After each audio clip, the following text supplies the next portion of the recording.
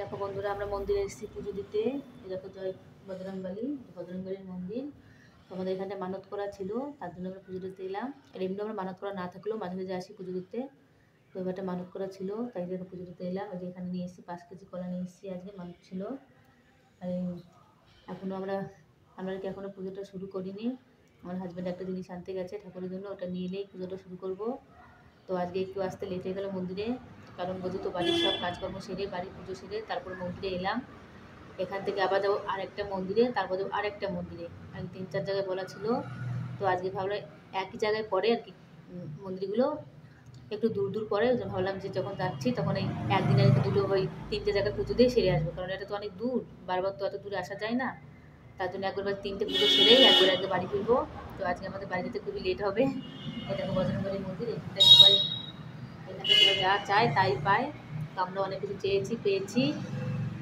তো কী বলবো, সত্যি এখানটায় বজরংবলী ঠাকুরের মন্দিরে যেতে চায় সেটাই পায়। দেখো মূর্তিটা কত সুন্দর। এখানে সত্যি একদম মানে কী বলবো, এখানটায় মন্দিরে সবাই আসে, এখানটায় প্রতি বছর একবার মেলা হয়।